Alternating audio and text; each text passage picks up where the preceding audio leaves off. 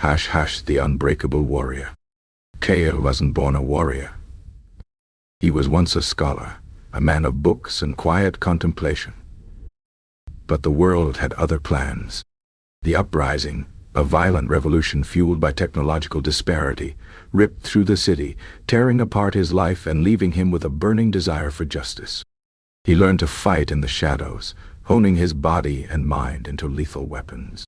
He became a ghost, striking at the regime's heart with surgical precision, leaving behind only the whispers of his name and the echoes of his deeds. One day, while scouring the ruins of the old library, Kael stumbled upon a young girl, barely a teenager, hiding amongst the fallen books. Her name was Anya, and her eyes, though filled with fear, held a spark of defiance that mirrored his own. He took her under his wing, teaching her the ways of survival in this brutal world, the art of combat, the language of rebellion. She became his apprentice, his shadow, and a flicker of hope in the darkness that consumed him. Their haven was a forgotten subway station deep beneath the city. Here, amidst the rusting trains and flickering fluorescent lights, they gathered information, strategized their attacks, and dreamed of a future free from oppression. Anya, with her youthful optimism, reminded Kael why they fought, why the spark of humanity within him couldn't be extinguished. Their actions did not go unnoticed.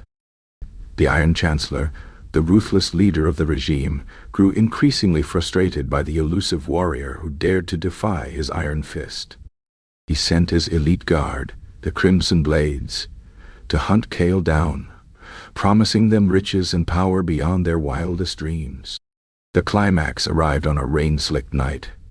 Kael and Anya, tipped off about a weapons transport, planned to strike a blow against the regime's war machine. But they were betrayed. The Crimson Blades, led by a cunning woman named Viper, lay in wait. A brutal fight ensued. Anya, agile and quick, danced through the shadows, her blades flashing like lightning. Kael, whirlwind of controlled fury, fought like a man possessed. Yet they were outnumbered and outmatched. Viper, sensing victory, cornered Kael.